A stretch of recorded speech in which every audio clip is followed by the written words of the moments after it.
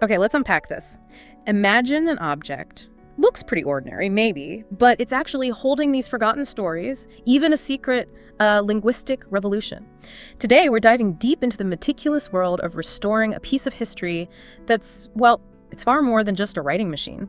We're talking about an antique typewriter with a truly surprising past. That's right.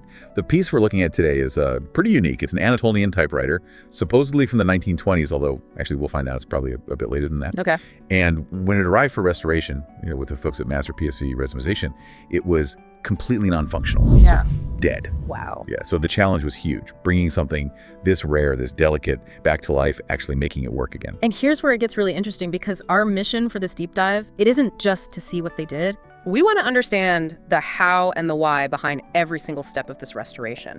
We're going to try and uncover the hidden story of this machine, this blend of engineering and some pretty fascinating forgotten history. So when this thing first showed up at the workshop, what was it like? Its condition?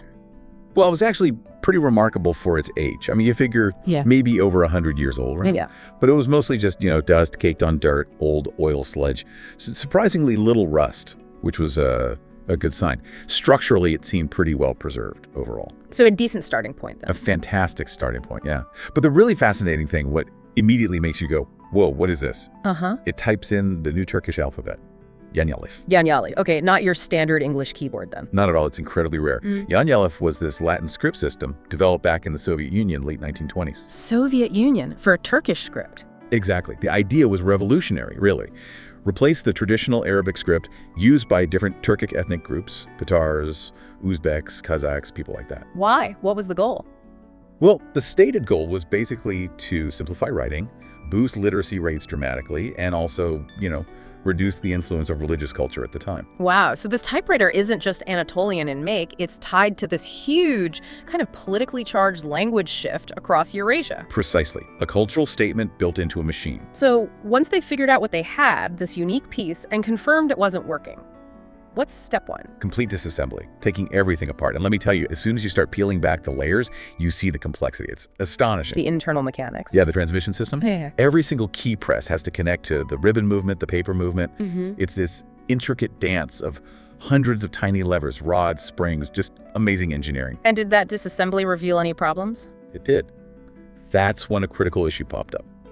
While it looked good on the surface, the mainframe itself, the sort of chassis, had developed several cracks, fractures.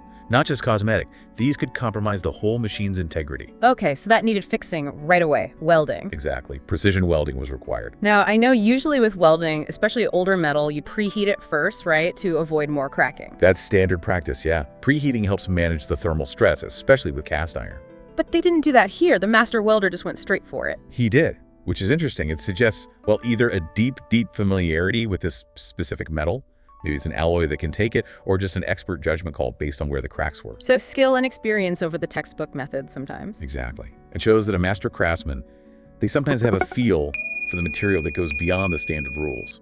Either way, after the welding, the next critical step was grinding away any excess weld material. To get it perfectly smooth.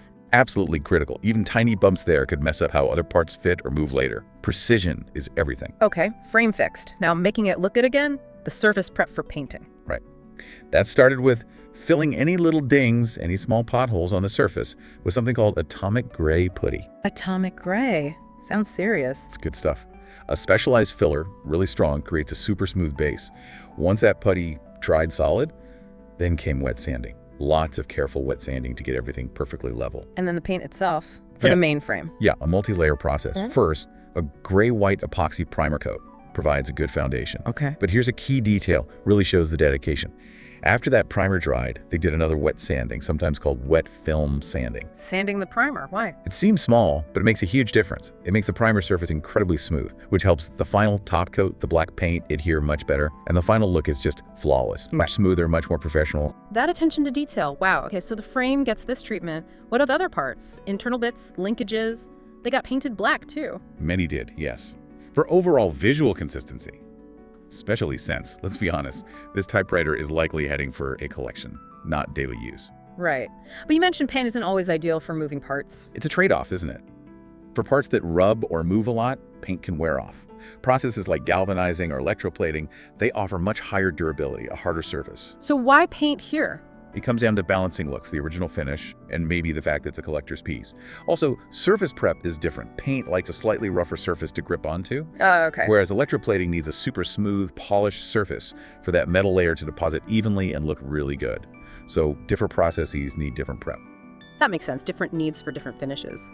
Okay, let's move to, well, the heart of the machine for the user, right? The keyboard. Absolutely. So all the individual keys, the keycaps, they were carefully removed. Yeah.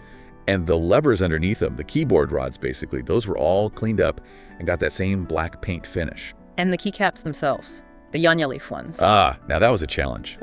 Because this alphabet was used for such a specific kind of short period. Right. Finding replacements, impossible.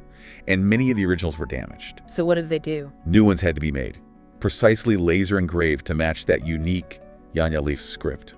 It's amazing, really using modern tech to preserve this piece of linguistic history. Incredible. And what about the little metal bits behind them? The small backing plates, like shims, those were actually cleaned up and reused. They try to keep original parts whenever possible, which is great. And those shiny rings around the keys, they look decorative. They are, yeah. They add a nice touch. After cleaning, those went through polishing and then nickel electroplating. Electroplating again, Yep. for protection and shine. Exactly. Protection from tarnish. And it gives a smooth, bright finish. And again, remember, the polishing for plating is different, aiming for mirror smooth, not rough like for paint. Got it. So engraved keycaps, polished rings, painted levers, Yeah. then put it all back together. Meticulously reassembled. Yeah. And a really crucial step before putting the whole keyboard assembly back onto the frame. Lubrication. Very precise oiling to make sure every key press is smooth, no skidding. And you have different kinds of keys, right? Not just letters. Oh yeah, you've got your letters obviously, but then function keys too, the lock key, caps lock, backspace, the line spacing key, question mark, and of course the big space bar. And they work differently inside. They do.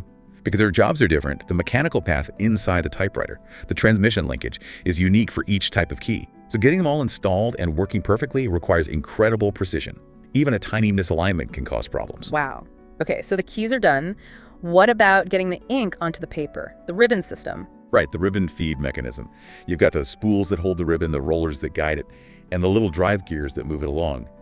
Those actually underwent a process called quenching. Quenching. What's that involve? It's basically a heat treatment. You heat the metal up, then cool it down rapidly, usually in water or oil. And that does what? It makes the metal much harder, much more durable, essential for gears that need to last and resist wear over, thousands of key presses. Makes sense. Anything special about the ribbon itself? Well, this particular model is pretty standard. It only supports a single color ribbon, usually black, which is interesting because some other vintage models, like certain Remington portables, could actually print in two colors, black and red, by shifting the ribbon up or down. Ah, neat detail. Okay, and the parts that actually hit the ribbon and make the mark? The type bars? Or print bars, yeah. Huh. Those little arms with the letters on the end, they were also nickel plated. For durability again? Durability and smooth operation, yeah. And each one has two characters molded onto it, a lowercase and an uppercase. Ah, so that's how the shift key works. It lifts the whole mechanism slightly. Exactly. The shift key moves things just enough so the other character on the type bar hits the ribbon. Installing all those bars, plus the linkages that connect them to the keys, that's another step demanding absolute precision. Alignment has to be perfect for the text to look crisp. And then the big moment, testing it all. Yes, after assembly, testing the keyboard. And apparently it went from being totally jammed before to feeling silky smooth. Fantastic. Then all the other little bits and pieces, carefully treated, carefully installed, hundreds of them. Any other interesting small parts? There was one fun detail. A little knob was missing from one of the control levers. Oh. So the master craftsman just custom made a new one. The source called it Mark New Wan, which apparently just means something like perfect custom knob. A nice touch. Ah, and what did that lever do? That one's actually for locking the line spacing, so you don't accidentally change how far the paper moves up when you hit the return lever.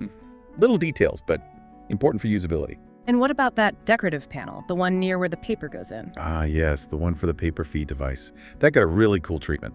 The Yañalif logo was laser engraved onto it. How? Did they etch the metal? No, even cleverer. They carefully used the laser to remove just the top layer of paint, revealing this shiny metal underneath in the shape of the logo. Wow, that sounds precise. Extremely. Yeah. Then they put a high-gloss clear coat over it for protection and to make that logo really pop. Looks fantastic. And the whole paper moving system, the carriage return? Yeah, the paper feed and return carriage mechanism. Yeah. Super important. It holds the paper tight, moves it across smoothly, line by line, lets you set margins, handles the return. And that's where the return lever is, not a key. Correct. A lever you push, usually on the side, to go to the next line and return the carriage to the left margin. So you think about the whole machine. Functionally, you've basically got four main systems, right? You've got the keyboard input system, the character printing mechanism with the type bars, the ribbon system for the ink, and then the outer casing and the frame holding it all together. Clarifies it nicely. Now, about the date.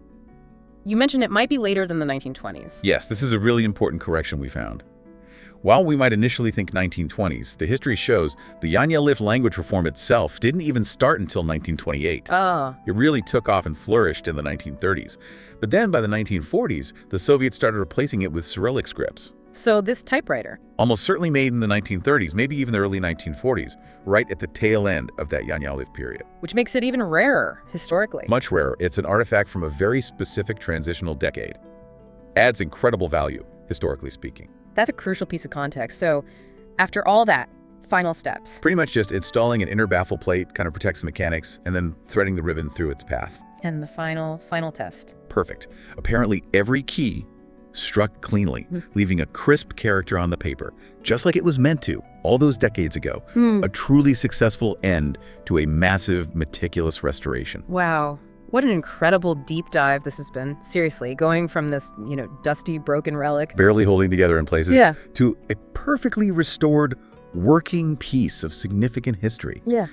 It's a testament to the skill, the patience, the artistry involved, especially for something this unique, this Yañalif machine. It tells such a story. It really does. And I think the key takeaway for you listening, seeing how restoration like this is this amazing blend, it's engineering, sure, but it's also artistry, and it's a deep understanding of history. Yeah. Knowing about that language reform, that context, it gives the object itself so much more meaning. It's not just a machine anymore. It's like a vessel carrying that history. Absolutely. This whole deep dive, it wasn't just about fixing a typewriter, was it? It was about uncovering these layers of history and language and just human ingenuity. It really makes you think. What other seemingly ordinary things around us, maybe even in your own home, hold these kinds of extraordinary stories, just waiting for their own deep dive? Something to consider, perhaps. What hidden histories are tucked away in plain sight?